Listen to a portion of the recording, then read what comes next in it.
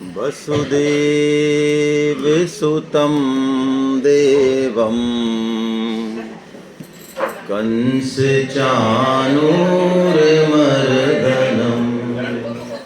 देवकी परमानन्दं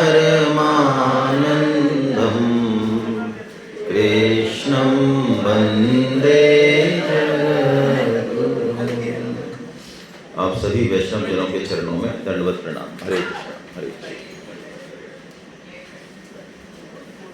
राजाधिराज भगवान श्री राम की असीम कृपा की हम पुनः सत्संग के लिए एकत्रित हो पाए। कल सबसे पहली चीज जो हमने समझने की कोशिश की वो ये कि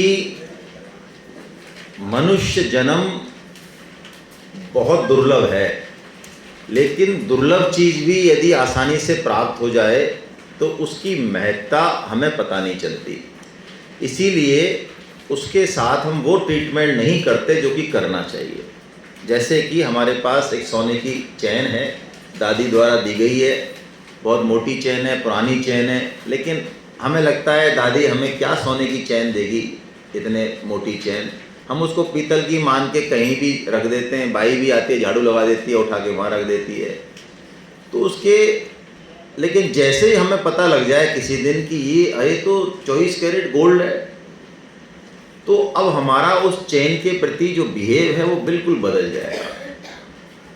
मनुष्य जन्म में आकर और आहार, निद्रा, भय और मैथुन, हम अपने जीवन को यदि देखें तो प्राय हम इन चारों में ही शास्त्र कहता है कि हम अपना पूरा जीवन लगाते हैं। हाँ, हमारे हिसाब से हम इनको बहुत अपग्रेडेड वे में करते हैं, लेकिन उसका कोई लेना देना नहीं है। अपग्रेड का रिजल्ट उस तरह का नहीं है। आहार में हम कितना ही अपग्रेडेशन कर लें, हमारी हालत किसी से छिपी नहीं है ना। हम वो जीने तो ज़्यादा लग गए, लेकिन जो हमारे लास्ट के पीरियड हैं वो कोई बहुत बढ़िया नहीं है। लास्ट के तो छोड़ो, अब तो ऐसी ऐसी बीमारियां होने लगी जो जवानों को होने लग गई हैं। यानी सब कुछ आहार पे इतना रिसर्च करने के बाद, ध्यान रखने के बाद भी हम जो है 4-4, 5-5, 8-8 गोलियां खाते कि नहीं खाते हैं सभी लोग हैं। पशुओं को इतने रोग नहीं हैं जितने कि हमको हैं। ये हमारी बुद्धिमानी के कमाल है। तो आहार हो, निद्रा हो और मैथुन हो, भय हो, इन चारों में पशु और मनुष्य दोनों सेम है, कोई फर्क नहीं है उनमें, बल्कि पशु बेहतर है। यदि देखा जाए तो पशु हमसे बेहतर हैं इन चारों में। हमें ऐसा लग सकता है कि हम बेहतर हैं, हम नहीं है बेहतर। हम एक एक चीज़ पर डिस्कस कर सकते हैं अच्छे से, खूब डिटेल में। किसी के मन में कोई शंका हो कोई, तो वो पूछ सकता है कि साहब इसमें तो हम बेहतर हैं, बताओ पशु कैसे बेहतर हैं। तो मैं आपको एक्सप्लेन करूँगा अच्छे से कि हाँ, पशु हमसे इन चारों में ही बेहतर हैं, हमसे बहुत आगे हैं पशु। हम इनमें वास्तव में पशु हम हैं इनमें देखा जाए तो। यदि और क्रूर भाषा में कहा जाए तो वो पशु नहीं है पशु, बल्कि जैसे वो चुटकुला आता है ना, गधे से पूछा यार तेरी सबसे ज़्यादा पीड़ा क्या है। यार मेरी सबसे ज़्यादा पीड़ा ये है कि मनुष्य को ये लोग गधा कह देते हैं कई बार। यार बताओ, हाँ बताओ, हमारी डिग्निटी भी तो, हमारी भी तो कोई डिग्निटी है यार। तो अब क्या काम है इस मनुष्य जन्म का? तो ये 4 काम में यदि कोई मनुष्य जन्म को लगाता है तो इसका मतलब वो आत्मघाती है। शास्त्रों ने कहा वो क्या है? आत्मघाती। वो अपने आप से अपनी हत्या कर रहा है। यदि ऐसा नहीं होता तो आप सोचो, वर्ल्ड में ऐसे लोग हैं बहुत सारे, एग्जाम्पल हैं ऐसे, है ना, वेस्टर्न लोगों के भी हैं, जो अपने क्षेत्र में उस शिखर पर हैं, उस शिखर पर हैं, चाहे कंप्यूटर की टेक्नोलॉजी ले लो, कोई और चीज़ ले लो, कि जहाँ पर हम पहुँचने की सोच नहीं सकते, वहाँ पहुँच के भी वो लोग अंत में सब कुछ त्याग के और जो है कोई काली कमली वाला के यहाँ और किसी देवरा बाबा के और वहाँ पे नाक रगड़ने पहुँचते। तो क्यों भाई? ऐसा क्या प्राप्त करना रह गया उनको? सफलता के मायने क्या हैं? असली जीवन की सफलता किस में समझ रहे हैं हम? ये चीज़ को सोचें हम अपने मन से कि क्या अच्छा कमाना, अच्छा खाना, आहार, निद्रा, भय, मैथुन को अपग्रेड करना, एक परिवार और परिवार को पालना, क्या ये सफलता है? दुनिया में नाम कमाना, समाज में, क्या ये सफलता है? ये बिल्कुल भी सफलता नहीं है। क्यों कह रहा हूं मैं ऐसा? मैं इसलिए कह रहा हूं कि हमारे अंदर की जो भूख है वो बेसिकली इनकी नहीं है। हमें लगता तो है कि इनकी है, लेकिन इनमें हम किसी भी हाइट पे पहुंच जाएं, हम कभी भी तृप्त नहीं होंगे। क्यों नहीं होंगे? क्योंकि हमारे मूल में चेतन की भूख है, परमात्मा की भूख है, सुख और आनंद की भूख है। हाँ, ये अलग बात है, उस सुख को, उस आनंद को हम भौतिक चीज़ों से और इन चीज़ों से जो है कोशिश कर रहे हैं कि हम, लेकिन वो कभी नहीं होगा। स्वामी जी उदाहरण देते हैं कि आपको भूख लग रही है तो आप हलवा बना के पेट पे बांध लें तो उससे भूख शांत नहीं होगी, आपको खाना पड़ेगा वो। तो आदमी किसी भी स्तर पे पहुंचे उसको चेतन से जुड़ना पड़ेगा, भगवान से जुड़ना पड़ेगा। क्यों? क्योंकि वही हैं हमारे मूल में, हम उन्हीं के अंश हैं। तो जब तक हम उनकी तरफ नहीं चलेंगे तब तक हमारा तृप्ति होगी ही नहीं। ये लिख के रख लें, आज समझ में आए तो 50 साल बाद समझ में आए तो। बिना भगवान से जुड़े बिना जीवन में सुख, शांति और आनंद नहीं आ सकता। जो सुख, शांति और आनंद लग रहा है भौतिक चीज़ों के कारण, वो क्षणिक है, उससे हमारी तृप्ति नहीं होगी। तो ये जिस दिन विवेक हो जाए, इसी को सांख्य योग कहा शास्त्र ने। सांख्य का मतलब यही है कि हमको जीवन का उद्देश्य पता चल जाए कि हम आखिर आए क्यों हैं, करना क्या है और जाना कहाँ है। बस इतनी सी बात है। जैसे कि अब हम अयोध्या आए तो आने जाने का सबका रिजर्वेशन कराया हमने, पूरी प्लानिंग कर ली। तो स्वामी जी कहते हैं हम कैसे महामूर्ख हैं। अयोध्या तो हो सकता है हमारा जाना नहीं हो, कैंसिल हो जाए, ट्रेन कैंसिल हो जाए, हम ही नहीं जाएं, लेकिन एक यात्रा ऐसी है जहाँ पे हमको जाना ही पड़ेगा। तो उसका रिजर्वेशन, उसकी तैयारी। और वहाँ पे ये भी नहीं है कि भाई साहब ज़रा थोड़ा रुक जाओ यार, हम थोड़ा व्हाट्सएप पे एक लाइक ठोक दें फिर चलते हैं आपके साथ, है ना, वरना लोग बुरा मान जाएंगे। वो तो उठा के ले जाएंगे आपको। वहाँ तो कोई वार्निंग देने वाला भी नहीं है, तो उसकी यात्रा का क्या। तो ये सांख्य है बस। इसका मतलब अपने घर परिवार को नहीं छोड़ना, अपने जॉब को नहीं छोड़ना, अपने स्किल को नहीं छोड़ना ना, बल्कि जो हम कर्म कर रहे हैं, जो कर्तव्य कर्म करने हैं, उसको तो हमको कुशलता से करना है। इसको योग कहा भगवान ने, योगः कर्मसु कौशलम, ऐसा कहा भगवान ने 2.50 में। यानी अपने कर्म को, अपनी ड्यूटी को इतना परिष्कृत करो, इतनी उसमें युक्ति डालो और तब भगवान को अर्पण कर दो। ये योगः कर्मसु कौशलम है ना। खाना बना रहे हैं, चाहे कंपनी में काम कर रहे हैं, चाहे सरकार में कर रहे हैं, अपना बेस्ट दें, हम 100% दें, क्योंकि भगवान को ही जा रहा है। तो सांख्य योग बताया भगवान ने। फिर भगवान ने कर्म योग की व्याख्या की 3-4 चैप्टर तक। और उस कर्म योग में जो बेसिक तत्व है वो ये है कि ये सृष्टि कर्म योग का ही रूप है। इस सृष्टि में हर जीव जंतु, जड़ चेतन, पहाड़ पत्थर, नदी नाले सब कर्म योग कर रहे हैं, सब कर रहे हैं। केवल किसके अलावा? एक हमारे अलावा। वो क्यों कर रहे हैं और हम क्यों नहीं कर रहे? उनको स्वतंत्रता ही नहीं है। उनको तो इसी फॉर्मेट में डाला गया है कि वो कर्मयोग कर ही रहे हैं, है ना। कोई पेड़ ऐसा थोड़ी देखा आपने आम का या किसी का जो पक तो जाए आम फिर मना कर दे, भाई साहब आप अब हम नहीं देंगे आम, बहुत दे दिए तुमको, 20 साल से दे रहे हैं। पकने के बाद वो प्रकृति तो स्वतः ही कर्मयोग कर रही है, उसका सब कुछ दूसरों के लिए है। लेकिन मनुष्य को ये फ्रीडम दी कि वो चाहे तो कर्मयोग करे और चाहे तो कर्मयोग है क्या? तो कल हमने समझा कि जो हमने लिया उसको वापस करना। देश से लिया, समाज से लिया, प्रकृति से लिया, जिससे भी लिया, जो लिया है सबने लिया है। ऐसा कोई नहीं कह सकता कि मैंने नहीं लिया है, नेवर, कह ही नहीं सकता कोई। तो जो भी हमने लिया है उसको मूल से या ब्याज सहित जैसे भी जचता हो, रुचता हो, वैसे वापस करने का नाम है कर्म योग। और जो ऐसा नहीं करता है, कल जीलाल साहब ने कहा, जो खुद के लिए ही पकाता है, सब कुछ, धन तो, संपत्ति तो, स्किल तो सब मेरे लिए, तो वो कहते हैं भगवान की वो चोर है। उसको चोर कहा भगवान ने, पापी कहा भगवान ने उसको, ऐसे कठोर शब्द इस्तेमाल में लिए, है ना। वो चोर है, वो पापी है, ऐसा कहा। यज्ञ का कंसेप्ट आया कल, है ना। तो यज्ञ यही है। यज्ञ का मतलब गीता में आया कर्तव्य कर्म। जैसे अभी मैं बोल रहा हूं और आप सुन रहे हैं, तो मेरा यज्ञ क्या है? मेरा यज्ञ है कि जो चैप्टर है, जिस पर्पस से हम इकट्ठे हुए हैं, उस चीज़ को बहुत डीप डाउन करें अच्छे से, जिससे हम आगे इस चीज़ को सब। ये मेरी ड्यूटी है। आपकी ड्यूटी क्या है? आपकी ड्यूटी है कि 8:30 बजे बुलाया, तो आके जो है बैठ जाए। ये नहीं कि टेबल खट रही हैं और प्लेट खटखटा रहे हैं, है ना, कोई खांस रहा है, ये आपकी ड्यूटी हो गई श्रोता के रूप में। तो सबकी अब जो मेरी ड्यूटी है वो सामने वाले का अधिकार है, बेसिक कंसेप्ट है जो खत्म हो गया आज समाज में, परिवार में और देश में। हम आज वेस्टर्न में कल्चर में तो अपने अधिकार की बात कर रहे हैं, व्हाट इज माई राइट। अरे राइट तेरा है ही नहीं कुछ, क्या राइट होता है? तेरा राइट उसकी ड्यूटी है, वो ड्यूटी करेगा तो तेरा राइट है। तो हम अपनी ड्यूटी करें ना तो सबको राइट मिल जाएगा। जैसे बच्चे को स्वामी जी कहते हैं बच्चे का राइट है दूध पीना माँ का, तो माँ की ड्यूटी हो गई उसको दूध पिलाना। ऐसे ही सबकी ड्यूटी और राइट एक दूसरे से अटैच है। इसको चक्र कहा भगवान ने, सृष्टि का चक्र है। तो इस चक्र में यदि हम अपनी ड्यूटी कर रहे हैं तो हम बहुत बड़ा यज्ञ कर रहे हैं, अश्वमेध यज्ञ से भी बड़ा यज्ञ कर रहे हैं। मेरी ड्यूटी मेरे प्रति, पति की, पत्नी की, माता की, पिता की, पड़ोसी की, समाज में, देश में, उनकी क्या मेरे प्रति अपेक्षाएं हैं मेरे से, वो मैं पूरा कर रहा हूं क्या, तो मेरा यज्ञ हो गया। गीता कहती है कुछ कोई जरूरत नहीं है फिर कुछ भी करने की, ये बहुत बड़ा यज्ञ हो गया। ये यज्ञ ही कर्म योग का स्वरूप है, ये आहुति है। ये आहुति हम यदि डालते समय रहते तो डाल दें, और यदि नहीं डाल पाए तो समय चूक जाएगा, ये पक्की बात है।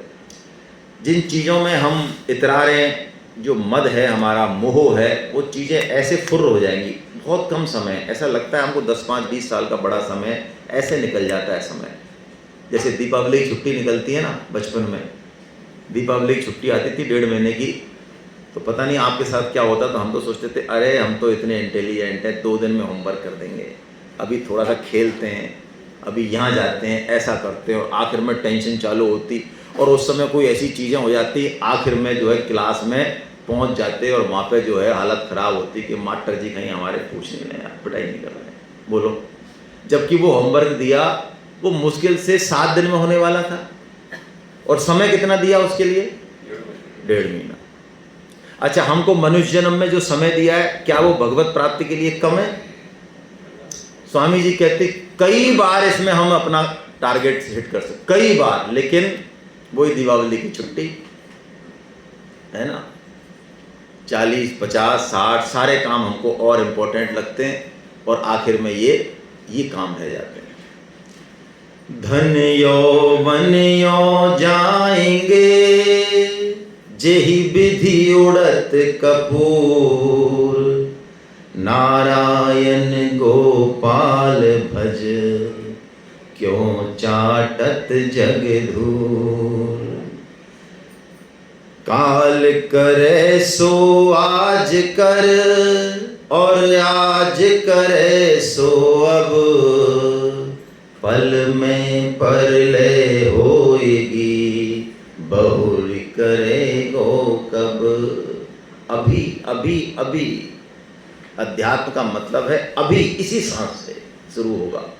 कल की तो कोई बात ही नहीं, क्योंकि कल है ही नहीं, कल है ही नहीं। धर्मराज युधिष्ठिर के पास कोई याचक आया, शाम हो गई थी, सुबह से थक गए थे, तो उन्होंने कहा आप ऐसा करना, कल आ जाना, कल सबसे पहले आपको हम जो चाहिए वो दे देंगे। तो भीम जो है एक घंटी थी उसको बजा के और हंसने लग गया बहुत बुरी तरह से। धर्मराज ने कहा क्या हो गया भाई तेरे को?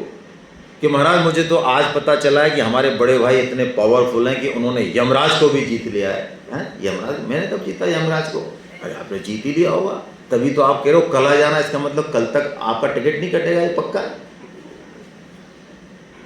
तो उनको समझ में आया अरे वास्तव में टिकट तो रात में भी कट सकता है भाई। उसको बुलाया, फिर दिया।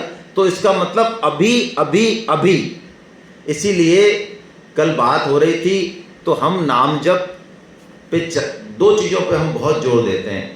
लोग कई बार गीता पढ़ने में रुचि रखते हैं, लेकिन इन दोनों बातों की वो ज़्यादा परवाह नहीं करते हैं। लेकिन मैं आपको एक बहुत सूक्ष्म चीज़ बताता हूँ, अनुभव से बता रहे हैं, 8-10 साल में जो देख रहे हैं। यदि आप इन 2 चीज़ों को नहीं पकड़ोगे तो आप गीता में नहीं चलोगे आगे। आपकी बुद्धि तृप्त हो जाएगी, थोड़ी थोड़ी श्लोकों को सुन के, कई किस्से कहानी सुन के आपको थोड़ा आनंद आएगा, मज़ा भी आएगा, लेकिन आप आगे नहीं जा पाओगे। यदि आप 2 काम नहीं कर रहे हैं तो जो 2 काम करेगा वो गीता में आगे जाएगा, रेगुलर रहेगा। ये बिल्कुल पक्की बात है, प्रूव्ड बात है। 2008 से ये गीता परिचय अभियान की टेक्निक चल रही है, हम इसको हर साल चेक करते हैं और ये हर साल बिल्कुल प्रूव है। कौन से 2 काम? एक तो जैसा कि कल निवेदन किया, आप नाम जप करें अवश्य, और जो सबसे इंपॉर्टेंट काम है उसको सबसे पहले कर लेना चाहिए। तो क्या करना चाहिए? जग जाओ, है ना। क्या काम है अपने पास? 3 बजे जग जाओ, 4 बजे जग जाओ, 5 बजे जग जाओ, जिसकी जैसे इच्छा हो। और तो क्या कहें, और सबसे पहले अपने नाम जप में बैठ जाओ, क्योंकि बाद में और भाई साहब आ जाएंगे इधर उधर से, व्हाट्सएप आ जाएंगे, 50 फफूंदे आ जाएंगे, कुछ नहीं करने देंगे शाम तक। तो जो सबसे पहला काम है वो सबसे पहले सल्टा दो कि भाई 4 माला, 8 माला, 16 माला जो करनी है, घंटा लगे, 2 घंटा लगे, अपनी दिनचर्या खत्म। कहानी अब बीमा हो गया, अब ठीक है, अब जैसे जहिया डोलो और राधे राधे बोलो। सबसे पहले करो। क्यों? टिकट तो बाद में भी कट सकता है। हम चर्चा कर रहे हैं आज इसी पे ही। और दूसरा काम, अब आपने एक अच्छी मिठाई खाई, बहुत बढ़िया कोई डिश, आप आए यहाँ अयोध्या में, तो बोलो अपने जो स्वजन हैं, बेटा है, बेटी है, बहू है, उनको आप कहोगे कि नहीं कहोगे? और हो सकता है ले भी जाओ यहाँ से कि अरे मज़ा आ गया यार, ये चीज़ और इस तरह से बनती है, हमने देखा ही नहीं कभी, तू देख तो सही, तेरे लिए ला रही हूँ मैं या ला रहा हूँ मैं, हैं? तो भैया जब गीता का थोड़ा रस यदि हमने चख लिया तो ये बहुत बड़ी बेईमानी है कि हम दूसरों को इसको चखाएं ना। भगवान की आज्ञा है और स्वजन की परिभाषा ही यही है, और ये मॉरल ड्यूटी है। बहुत कठोर शब्दों में भागवत में आया है। हमारी ये मॉरल ड्यूटी है एज ए पिता होने के नाते, दादा होने के नाते, पड़ोसी होने के नाते, भाई बहन होने के नाते, कि यदि हम अपने आश्रितों को, बेटे को, बेटी को, जमाई को, भाई को, पड़ोसी को, अपने दोस्तों को यदि गीता में नहीं लगाएं तो हम हत्यारे हैं। ये वर्ड है। हाँ, वो लगे नहीं लगे वो हमारी गारंटी नहीं है, वो गारंटी नहीं है, लेकिन हमने ट्राई की या नहीं की। और ट्राई भी कैसे? पूरा दम लगा के। तो गीता प्रचार और नाम जप, ये 2 आप, ये तो डेली का मामला होना चाहिए। रोटी कौन से दिन खाते हो भाई? 7 दिन? अच्छा, एक भी दिन नहीं? तो ऐसे गीता प्रचार और नाम जप भी डेली। हमारे एक साधक हुए लालचंद प्रजापति जी, है ना, भागवत क्लास के 2016 से 2020 4 साल भागवत क्लास चली दुर्गापुरा में। मैं लाइव एग्जाम्पल दे रहा हूँ आपको, शास्त्र का नहीं दे रहा हूँ।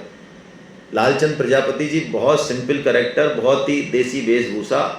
उन्होंने एक बार एक क्लास में प्रण लिया कि सर मैं शाम का भोजन जब करूँगा जब मैं गीता का प्रचार कर दूंगा।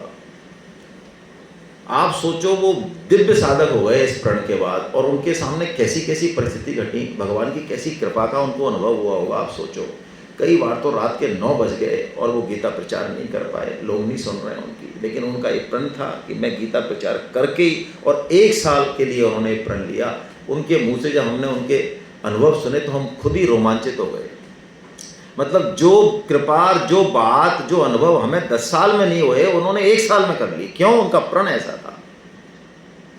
ये मैं जयपुर के ही हैं, उनके घर पे संकीर्तन भी होता है एकादशी का, वो हर एकादशी संकीर्तन में आते भी हैं। आपको यदि मिलाना हो तो मिला दूंगा, आप जानते भी होंगे लालचंद प्रजापति जी। आप सोचो उन्होंने ऐसा, और वो कह रहे हैं सर कि मैं कई बार टूट गया लेकिन प्रभु ने मेरा प्रण रखा। ऐसी घटनाएं हुई मेरे साथ कि मैं खुद आश्चर्यचकित हूँ कि ऐसा कैसे हो गया। इस व्यक्ति को जो मैं सोच नहीं सकता था, इसने कैसे गीता प्रचार कर लिया। तो हम ये 2 काम अवश्य करें और अपनी ड्यूटी पूरी करें। ये कर्म योग है। कर्म योगी कभी भी आलस नहीं करता अपनी ड्यूटी में। ये नहीं कि वो माला के बहाने जो है कामचोर बने, आलस बने, कभी नहीं, नेवर नेवर। वो अपनी ड्यूटी पूरी करेगा। वो माला अपने सोने के टाइम में करेगा, वो जल्दी जगेगा, वो कहीं से भी अपना काम निकालेगा, लेकिन ये नहीं कि जब लोगों को, परिवार को उसकी ज़रूरत है वहाँ वो माला लेके बैठ जाए ना। ऐसी कामचोरी मक्कारी भक्ति नहीं है, ये भक्ति नहीं है। आपको तो गीता में रस आ रहा है, आप सोचो साहब जब परिवार को ज़रूरत है तो अब आप गीता पढ़ रहे हो कि बहन जी खाएँ, माता जी खाएँ, पिताजी खाएँ, कि साहब गीता पढ़ रहे हैं, समाधि में चले गए, अभी तो आप भूखे चले जाओ।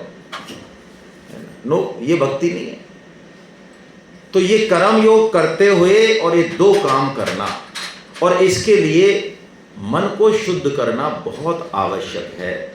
तो मन को शुद्ध करने के लिए क्या करें कि जैसा कि कल बताया, जैसा खाए अन्न वैसा बने, जैसा करे संग वैसा चढ़े, ये दो चीज़ें कवर कर लें हम आज से। देखिए अभी आप में से कुछ लोग ऐसे हैं जो नए हैं, ठीक है, उनको मैं नहीं जानता, नाम भी नहीं जानता, लेकिन वो जिनके साथ रह रहे हैं, प्लेट जिनके साथ लगा रहे हैं, जिस टेबल पे बैठे खा रहे हैं, वो 3-4 लोग जिनके साथ वो रह रहे हैं, पसंद कर रहे हैं जिनको, है ना, सुबह से, यदि मैं उनको जानता हूँ 3-4 लोगों को, तो बोलो मैं उनके बारे में भी थोड़ा बहुत जान जाता हूँ ना, जान गया ना। हमको किससे पहचाना जाएगा? हमारे संग से पहचाना जाएगा। तो हमको अपना संग ठीक करना ही है। इसका मतलब ये नहीं कि जो हमारे पहले के दोस्त हैं गलत टेक्निक में, तो उनसे विरोध नहीं करना है, लेकिन अपने को अलग कर लीजिए और वैष्णवों का संग कीजिए, उनका संग कीजिए जो भगवान की बात करते हैं, जो गीता की बात करते हैं, रामायण की बात करते हैं, उनका संग कीजिए। फिर देखिए अपने आप काम हो जाएगा सारा। तो मन और मन को जो है भगवान की कथा कीर्तन में लगाइए, कोई नियम धारण कीजिए। जैसे नाम जप का ले लिया, तो ये नाम जप मन को लगाने की बहुत बड़ी टेक्निक है, बहुत बड़ी टेक्निक है। मैं कह रहा हूँ इससे बढ़िया कोई टेक्निक ही नहीं है इसमें। लेकिन निराश मत होना, ये नहीं कि हम 3 महीने से कर रहे हैं तो क्या करें, ऐसा मत करना, बिल्कुल भी मत करना, है ना। मधुसूदन सरस्वती जी इतने बड़े विद्वान हुए हैं काशी के ही। तो भगवान शंकर ने जो है वो पहले क्या शास्त्रार्थ बहुत करते थे, सबको विद्वानों को। तो भगवान शंकर आए उनके पास ब्राह्मण का रूप धारण करके, और उनसे पूछा कि तुम वास्तव में विद्यावान हो क्या? कि हाँ हम हैं। तो सही बताओ, आप ये जो पंडितों का अपमान करते हो, इनको हराते हो, तो ये बड़ी प्रसन्नता आपको मिलती है, और यदि आप इनसे हार जाओ तो कि महाराज बुरा लगेगा। इसका मतलब आप विद्यावान कहाँ हो, आप तो अहंकार में फंसे हुए हो। तो उन्होंने उनको एक मंत्र दिया कि आप इस मंत्र का जाप करो, इससे आपको भगवान श्री कृष्ण के प्रेम का असली रस मिलेगा, असली रस मिलेगा। मान गए वो, और उन्होंने 3 महीने तक उसका जप किया। 3 महीने तक उनको कुछ भी अपने अंदर कोई प्रभाव, तो वो घूमने चले गए साउथ में, है ना, बेकार है कुछ नहीं है, तो साउथ में कहीं घूमने चले गए, रामेश्वरम। तो भगवान शंकर वहीं प्रकट हो गए समुद्र तट पे ही। तो उन्होंने देखा, अरे ये बूढ़ा ब्राह्मण जिसने मंत्र दिया, ये पट्टा कहाँ से आ गया यहीं। तो उन्होंने कहा भाई आप यहाँ कैसे? तो उन्होंने सीधा यही कहा कि लोग बरसों तक मेहनत करते हैं, जन्मों जन्मों की साधना करते हैं, तब जाके भगवान की तरफ चलना होता है। इतना आसान है, तुम 3 महीने में घबरा गए। तो अब उनको समझ में आया, अरे। और फिर जब उन्होंने किया तो मधुसूदन सरस्वती जी बहुत विलक्षण भक्त हुए उसके बाद, है ना, बहुत विलक्षण। परम श्रद्धेय स्वामी जी महाराज जो उपदेश शुरू करते हैं वाचन, तो उसमें मधुसूदन सरस्वती जी द्वारा लिखा हुआ श्लोक सबसे पहले बोलते हैं, है ना। कौन सा है मैं, मुझे ध्यान नहीं आ रहा है वो। पूर्णेन्दु सुंदर मुखादर विंद नेत्रात, है ना, कृष्णात परम किमपि तत्वमहम न जाने, ये वाला श्लोक बोलते हैं स्वामी जी महाराज। तो कहने का मतलब है मन को हम लगाएं भगवान में।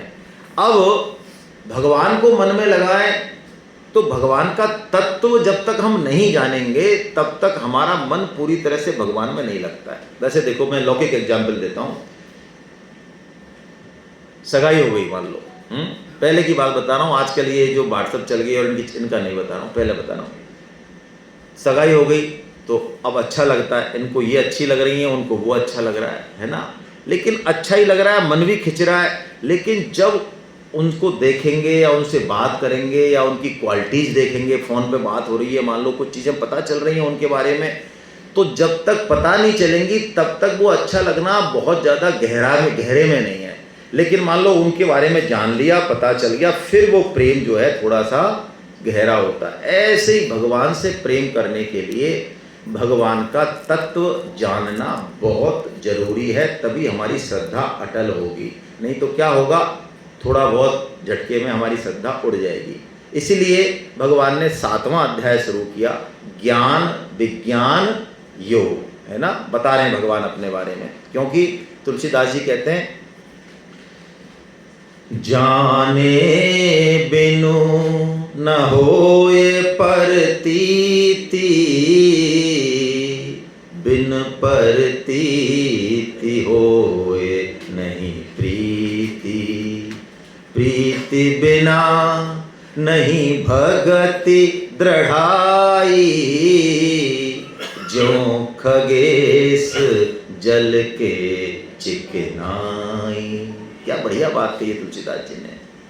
जैसे हम कहीं तालाब में या नदी में कहीं पैर टिकाएं नीचे और मान लो वहाँ चिकनाई हो तो हमारा पैर टिकता नहीं है। तो वो कहते हैं जब तक भगवान के तत्व को हम जाने नहीं, भगवान के स्वरूप को, उनके गुणों को जब तक हम देखेंगे नहीं, सुनेंगे नहीं, समझेंगे नहीं, तब तक हमारी भक्ति दृढ़ नहीं होगी। और यही होता है हमारे साथ। आप सोचो, हम सबकी यही हालत है कि जीवन में जब कष्ट आता है, दुखद स्थिति आती है, तब हम जो है भगवान पर हमारा विश्वास हट जाता है। मैंने कल आपको उदाहरण सुनाया, मैं तो खुद दंग हूँ, मुरलीलाल जी का कैसा विश्वास होगा। यानी भक्ति को दृढ़ होने के लिए भगवान के तत्व को जानना बहुत जरूरी है। अच्छा, भगवान के तत्व को क्या हम बुद्धि से जान सकते हैं? बिना भगवान की कृपा के भगवान का तत्व नहीं जाना जा सकता है ना। बिन खगेश जाने न जाए राम प्रभुताई, जान न जाए राम प्रभुताई, भगवान की राम कृपा बिन, ऐसा कुछ है, भूल रहा हूँ।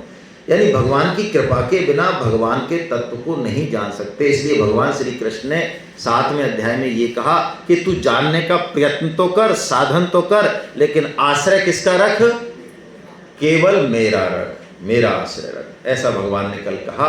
7वां अध्याय बताया। 7वें अध्याय में भगवान ने समग्र रूप को बताने की कोशिश कर रहे हैं। भगवान समग्र रूप क्या है ये जानना बहुत जरूरी है। देखो, ये गीता का सबसे ऊंचा पॉइंट है और ऐसा तत्व है ये गीता का जिसके बारे में ज़्यादा बुद्धि चलती नहीं है। समग्रता की बात गीता कह रही है। समग्रता का मतलब है भगवान जैसे जैसे रूपों में है, जैसे जैसे हैं, वैसे वैसे हमको जानना चाहिए। तो भगवान ने इसकी शुरुआत करी समग्रता को बताने के लिए कि अर्जुन, ये जो जड़ है ना, जड़, ये भी मैं ही हूं, और ये जो चेतन है ये भी मैं ही हूं। ये जितने भी ये सारे दिख रहे हैं तुमको, देवता है ना, ये देवता भी मेरे ही है, मैं ही देवता रूप में ही प्रकट हूं। भगवान कह रहे हैं ये कर्म भी मैं ही हूं। यानी जो कुछ देखने में आ रहा है वो सब भगवान ही है।